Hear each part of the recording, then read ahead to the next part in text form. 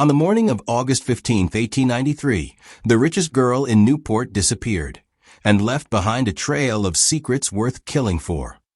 The morning after one of the grandest balls of the Gilded Age, the Newport police received a telegram that would unravel one of America's darkest and most deeply buried secrets.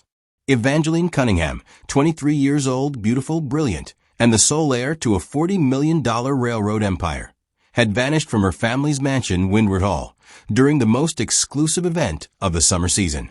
Over 300 guests, including senators, judges, and foreign diplomats, had attended the ball the night before. By morning, the host's daughter had vanished without a trace. But what made Evangeline's disappearance truly chilling was not just that she was missing. It was what was found in her private chambers. Investigators discovered 13 photographs of powerful Newport families, each marked with strange, cryptic symbols. A leather-bound journal detailing names, dates, and financial transactions linking American industrialists to bribery, corruption, and possibly even murder. And most disturbing of all, forged death certificates from multiple coroners, all listing causes of death that pointed to a common thread: arsenic poisoning. This wasn't just a case of a missing heiress. This was the beginning of an unraveling conspiracy, one that connected the wealthiest and most powerful people in America to a hidden empire of blackmail, cover-ups, and death. Her family quickly moved to control the story. They claimed she had suffered a mental breakdown and died abroad. Rumors were crushed, reporters silenced, and anyone digging too deep was warned to stop or face consequences. Federal investigators who tried to access the evidence found themselves blocked by sudden court orders, signed by judges who, as it turned out, had close financial ties to the very railroad companies Evangeline had been investigating. Local journalists who initially pursued the story mysteriously backed off, often after receiving late-night visits from calm, well-dressed men who reminded them that publishing dangerous rumors about respected citizens could lead to unfortunate consequences. But even as the powerful tried to bury the story, fragments of the truth began to resurface over the decades. Years later, court documents and hidden letters were discovered during a renovation of a demolished mansion in Providence. These letters, written in Evangeline's own hand, revealed that she had not been a helpless debutante caught in political crossfire. She had been a revolutionary in pearls, working with a secret network of private investigators, foreign journalists, and reform-minded officials to bring down the very empire her family helped build. This group had a name for what they were fighting: the American conspiracy. Their documents described a system of control rooted in murder, money, and manipulation, stretching from small-town judges to Washington insiders, and even overseas. And at the heart of it all was Newport, America's glittering facade, hiding a rotting core of corruption. Evangeline had become the biggest threat to this conspiracy. She had evidence that could not only ruin reputations, but lead to criminal charges, arrests, and massive financial losses for the nation's elite. She had maps, names, financial records, and a plan. On the night she disappeared, she had already begun activating that plan. She whispered instructions to trusted allies during the party. She handed off keys and gave them times, locations, and even passwords. She wasn't running. She was launching her final offensive. She had known the risks. She had told friends, "If anything happens to me, it won't be an accident, and it won't be random." Indeed, the last confirmed sighting of Evangeline was by the grand staircase of Windward Hall, just before midnight. She was carrying a leather case, containing what many now believe was her most damaging evidence. She looked calm, composed, and determined. Her final words to a family friend were, "There are truths more important than propriety. Some secrets cannot be kept any longer." She was never seen again. That night, something terrible happened inside Windward Hall. And though the mansion's windows glowed with electric light and laughter drifted across the lawn, behind closed doors, a war for the soul of the country was being fought. Evangeline's body was never found. Her disappearance was officially explained away as a tragic accident or a runaway romance. But the evidence she left behind, and the fear it inspired in those who tried to cover it up, tell a different story. A story that would not stay buried. To the world, It was a paradise for America's elite. But behind the marble walls and chandelier-lit halls of Newport lay a fortress of secrets, sealed with blood. By the late 19th century, Newport, Rhode Island, had transformed from a quiet coastal town into the epicenter of American high society, a place newspapers dubbed America's Monte Carlo. Here, fortunes weren't just displayed, they were performed. Palatial summer mansions or cottages lined Bellevue Avenue, built with imported stone, gold-plated fixtures, and the lives of dozens of immigrant laborers whose deaths were never officially recorded. But behind the dazzling facade of grand balls, diamond tiaras, and champagne fountains, Newport was something much darker, a stronghold of American power and conspiracy. And Evangeline Cunningham had seen through the performance.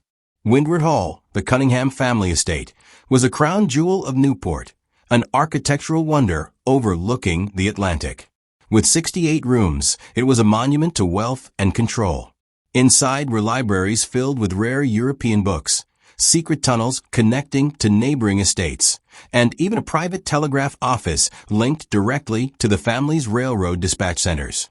This wasn't just a home. It was a command center for one of the most powerful families in the country. The man who built it, Heiress Cunningham, wasn't just a railroad tycoon. He was the architect of an empire. His company, the Baltimore and Newport Railroad, connected industrial hubs across the Northeast and controlled the movement of coal, steel, and goods vital to the American economy.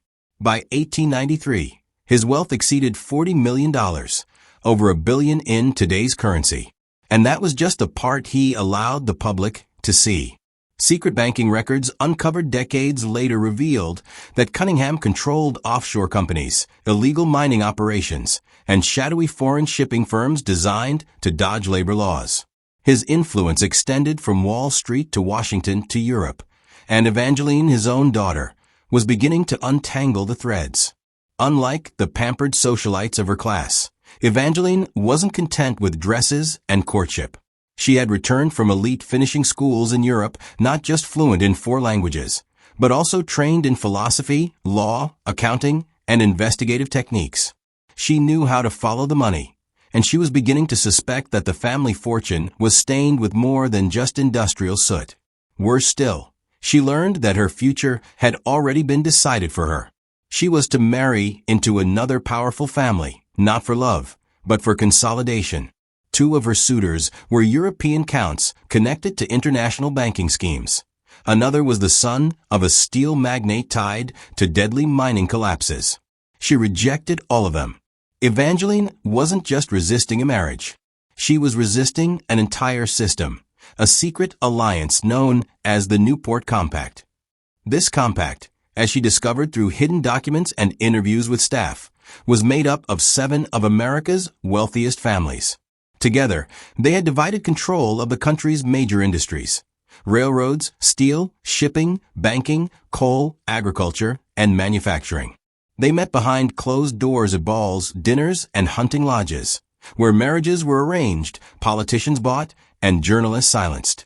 Newport wasn't just a summer escape. It was their safe zone, a place where decisions were made that would ripple through the entire nation. Evangeline realized that the compact had learned from past uprisings, the labor strikes, and political unrest of the 1870s and 1880s. They understood that to maintain power, they needed not just money, but narrative control. That meant building a perfect illusion. Glittering parties, philanthropic donations, marriages that looked romantic but were rooted in strategy. In reality, the compact used intimidation, blackmail, bribery, and even murder to eliminate threats. If a union leader got too loud, a tragic accident silenced him. If an inspector found faulty steel in a bridge, he died in a hotel fire. If a journalist asked too many questions, they simply disappeared. And Evangeline was realizing the scope of it all. At the time, the U.S. was reeling from the panic of 1893. A financial collapse that sent banks and businesses tumbling. On paper, Newport's elite were untouched. But behind the scenes, many were panicking, selling homes, hiding losses, preparing for collapse. Evangeline suspected that the compact had engineered the crash to destroy competitors and buy assets at bargain prices. And now, all eyes were on her. As the sole heir to the Cunningham empire, Evangeline's inheritance and her compliance were crucial. According to her grandfather's will, she would receive the full fortune only if she married before her 25th birthday. Her family hoped that pressure would force her into a strategic union. But instead, she used the leverage to demand answers. She began asking dangerous questions about missing safety records, mysterious deaths, forged documents. She let it be known, if she wasn't satisfied with the answers, she might start talking. And in the gilded halls of Windward Hall, people began to whisper, "Evangeline knows." The summer of 1893 had begun as a season of luxury. It was about to become a battlefield. The chandeliers sparkled, the music soared, and somewhere in the shadows, a murder was about to be staged. August 14, 1893, began like any other grand evening on Newport's glittering social calendar. The air buzzed with gossip and violin music as horse-drawn carriages rolled down the lane toward Windward Hall. The Cunninghams were hosting their famous Summer's End Ball, a legendary event where America's richest families came not only to dance, but to strike quiet deals and renew the invisible contracts of power. That year's ball had drawn an especially powerful guest list. Senators, judges, diplomats, business tycoons, and even foreign nobility gathered beneath the grand chandeliers of Windward Hall. But what none of them knew was that the ball was more than a celebration. It was the final act in a drama that had been building for months, and Evangeline Cunningham was its lead actress. She appeared that night in a flowing gown of pale blue silk, adorned with the famous Cunningham sapphires, a necklace worth more than most people earned in a lifetime. But the sapphires weren't the real jewel she carried that evening. Hidden within a secret compartment sewn into her dress was something far more valuable: evidence, documents, codes, names, proof of corruption, fraud, and murder. It was all there, and Evangeline had come with a plan. Throughout the evening, guests noted that she seemed unusually animated, almost glowing with anticipation. But those who knew her best noticed a tension beneath her smile. She was speaking in hushed tones with select guests, having private conversations in alcoves, gardens, and hallways. Something was coming, and she knew it. At around 9:15 p.m., she pulled aside Mrs. Eleanora Sedgwick, a Boston banking heiress, and one of the few people Evangeline trusted. "If anything happens to me tonight," she whispered, "remember that you saw me speaking with Theodore Peton by the conservatory at 9:15. And take this, Post Office Box 247, Providence. The combination is my birthday reversed. Send everything inside to the Boston Herald and the New York World at once." In her gloved hand, she pressed a small silver key. Sedgwick was confused, but obeyed. Later, she would tell investigators that Evangeline looked like a woman preparing for war, not waltz. Her warning was not without cause. Theodore Peton, the man she had referenced, was one of her most persistent suitors. Handsome, wealthy, and charming, but deeply compromised. Peton's father controlled a massive steel empire. His personal debts exceeded $200,000, debts that had mysteriously been purchased by organizations tied to the Newport Compact. In short, he belonged to them. Unknown to many, Peton had been pressuring the Cunninghams for permission to marry Evangeline, not out of love, but because her cooperation was essential to protecting the Compact's secrets. He had grown increasingly desperate in the weeks leading up to the ball, and tensions between him and Heiress and Cunningham were rising. Witnesses later confirmed seeing the two in several heated conversations that evening. According to one listener, Harrison urged Peton to consider a more permanent solution to the Evangeline situation. Peton reportedly replied that such methods might cause foreign complications, referring to Evangeline's growing ties to European journalists and investigators. Because what the Compact feared most was not a scandal, but international exposure. Evangeline had spent years secretly gathering evidence. Through contacts in Paris, London, and Berlin, she had already begun sharing proof of American corruption with foreign governments. She had even warned that failure to act might result in trade sanctions or diplomatic action. And now she was preparing to unleash it all. At approximately 10:30 p.m., during the height of the festivities, Evangeline excused herself from the ballroom. She told Count Friedrich von Stauffen, a visiting German banker, that she was going to retrieve historical railroad documents from her chambers to show him. The Count later revealed that this was a prearranged signal, their cue to prepare for a document handoff that would expose the compact's international crimes. She ascended the grand staircase, her final ascent. At 10:45 p.m., James Wetherbe, the son of a Rhode Island Supreme Court judge, saw her coming back down, carrying a leather case and a bulky canvas bag. She declined his offer to escort her, saying, "There are truths more important than social propriety, James. Some secrets can no longer be kept." He remembered her looking energized, radiant even, but he also sensed a kind of finality, as if she knew she was stepping into danger. And then she disappeared. By 11:45 p.m., her absence was noticed. Servants were sent to her chambers. Her room was in disarray. The window was open. Jewelry, cash, and documents were gone. Her private safe had been accessed, but not broken. Someone knew the combination. And more disturbingly, others had been there after her. Furniture was moved. Hidden compartments searched. Floorboards pried up and replaced.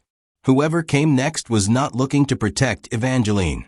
They were trying to erase her. The cover story was swift. She had eloped with a secret lover and sailed to Europe. But something didn't add up. There was no ship, no goodbye, no trail. Captain William Harrington of the Pinkerton Agency was called in. What he would uncover over the following weeks would not just rewrite the story of Evangeline's disappearance, but redefine the meaning of conspiracy in America. Evangeline's enemies weren't just powerful, they were everywhere. And they were willing to kill to stay invisible. When Evangeline Cunningham vanished from Windsor Hall on August 14, 1893, the world assumed it was a tragedy. Maybe she ran away. Maybe she died by accident. But what few understood at the time, and what Captain William Harrington of the Pinkerton Detective Agency would soon uncover, was that her disappearance was not an isolated event. It was a carefully coordinated execution, planned by some of the most powerful people in America to eliminate a threat that could bring down empires. Captain Harrington, a veteran investigator with 20 years of experience in exposing corporate crime, was hired privately by the Cunningham family. At first, his task was simple: find Evangeline and quietly restore order. But what he discovered in her room turned the case into something far more dangerous. Behind false drawers and inside hollowed-out books, Harrington's team found hidden compartments filled with letters, photographs, and coded notes. These weren't the writings of a distressed heiress. They were the carefully organized files of an undercover investigator.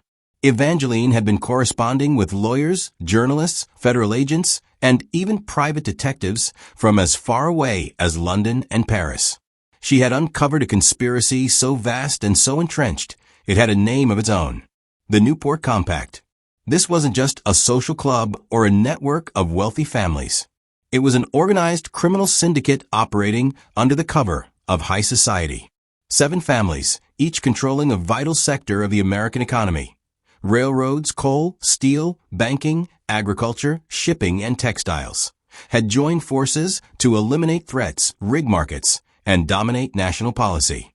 Together, they controlled billions in assets, hundreds of companies, and dozens of senators, judges, and editors. Evangeline had infiltrated their ranks, not as a spy, but as a daughter. She used her access to study contracts, trace shell companies, and decode how bribes were moved through offshore accounts. Her files included forged safety inspection reports for major bridges and railways, bribe ledgers showing payments to government officials, evidence of premeditated sabotage in industrial accidents, transcripts of private meetings, where murders were ordered and covered up. The most horrifying discovery was a document Evangeline had labeled the American Death List. Typed and annotated in her own hand, it contained names, dates, occupations, and causes of death. These were not theoretical targets. They were real people who had died, and whose deaths had been made to look like accidents. A Federal Railway inspector found dead in his hotel room after reporting on faulty tracks. A bridge engineer killed in a mysterious fire days after refusing to sign off on substandard steel. A journalist burned alive in her hotel after submitting articles linking industrial accidents to political corruption.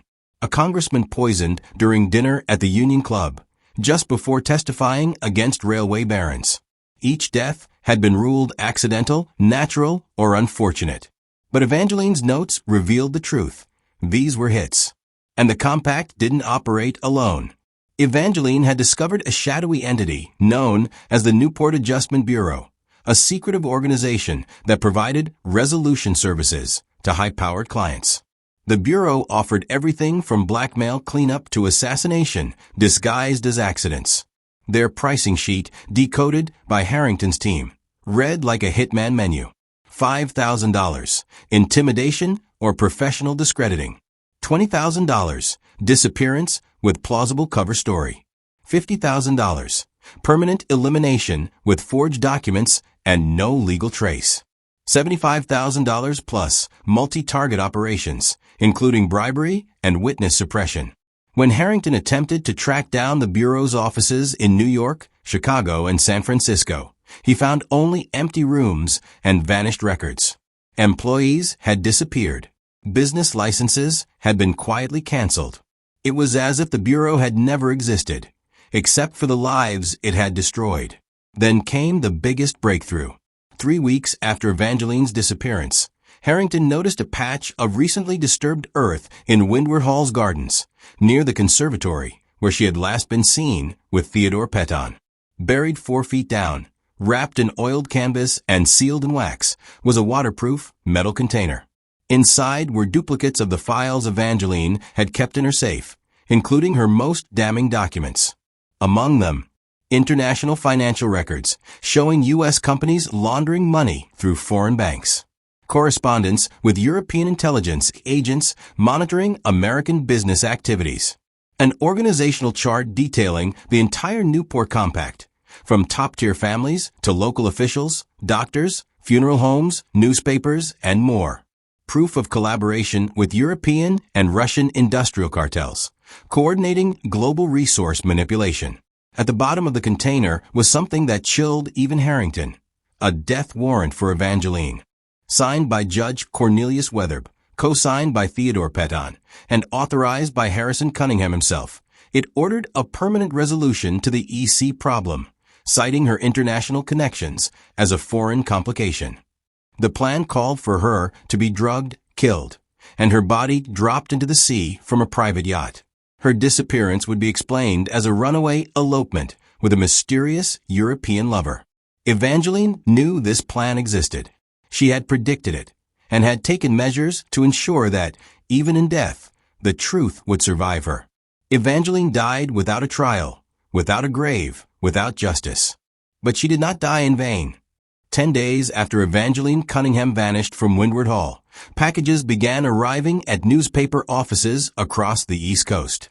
Each contained hundreds of pages of carefully organized documents, ledgers, letters, photographs, maps, and codes, sent anonymously from multiple post offices in New England.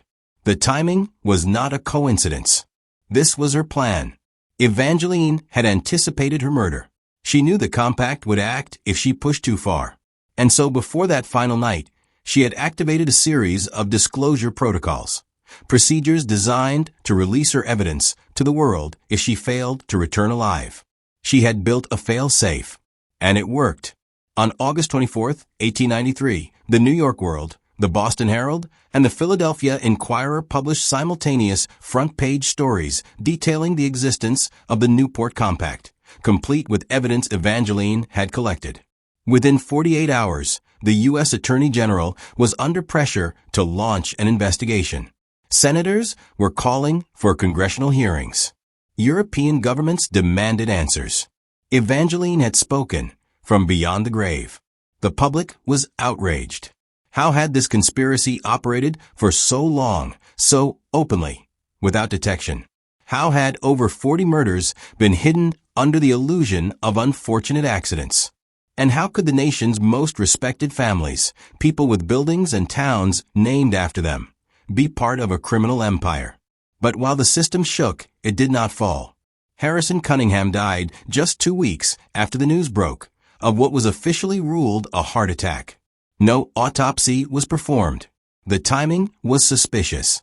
Many believed he was poisoned, either by enemies tying up loose ends or by family desperate to escape legal exposure. Theodore Peton, Evangeline's would-be fiancé and one of her suspected murderers, fled the country.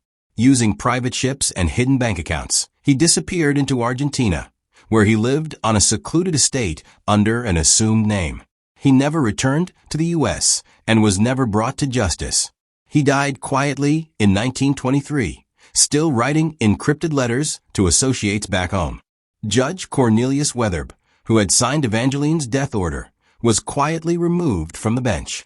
He relocated to a private estate in California under the guise of retirement due to health. In reality, it was a legal deal, immunity in exchange for limited cooperation. He offered names, but only of lower-level associates. Dr. Edmund Sheffield, the medical examiner who had falsified dozens of death certificates for the compact, committed suicide in his office. Officially, he took his own life. Unofficially, investigators believe he was silenced, one final cleanup to protect the inner circle. Of the 7 families named in Evangeline's organizational chart, only 2 faced meaningful legal consequences, and even those were financial. Asset seizures, public hearings, civil penalties. No one went to prison. No one stood trial for murder. Many of the witnesses who had helped Evangeline paid the ultimate price. Margaret Flynn, her maid and secret observer to the fatal confrontation, vanished days after giving a sworn statement. Patrick O'Brien, the night watchman, drowned in a pond months later, though he was known to be a strong swimmer. Dr. Helena Ashford, Evangeline's collaborator and co-architect of the disclosure plan, died in what was called a lab accident, after her ventilation system was mysteriously sabotaged. Even in exposure, the compact was dangerous. But Evangeline's legacy lived on. Her methods, encrypted correspondence, hidden archives, multi-site disclosure networks, inspired a generation of investigative journalists and reformers. She showed that even the most powerful institutions could be cracked with planning, patience, and courage. Over time, her evidence led to the creation of federal agencies specializing in corporate crime, worker safety, and political corruption. International treaties were signed to hold American businesses accountable abroad. Worker protection laws were strengthened. The idea of trust-busting and antitrust law gained national traction, directly shaped by the Newport Compact revelations.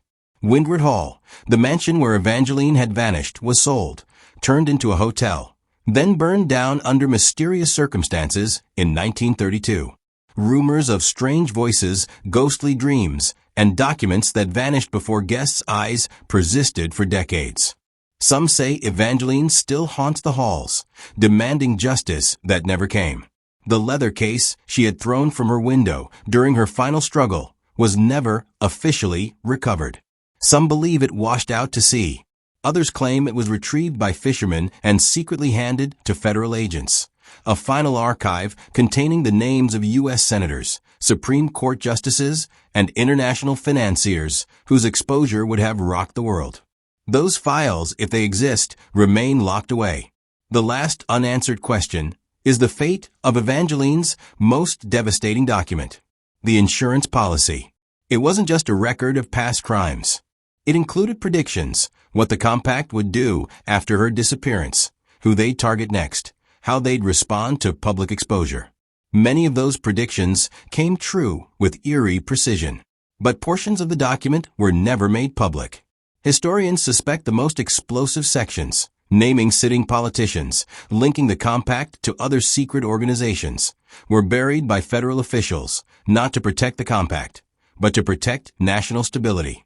She died without a trial, but her voice echoed in every reform that followed. The truth, she once wrote, does not die in silence. It waits. And when it rises, it does not ask permission.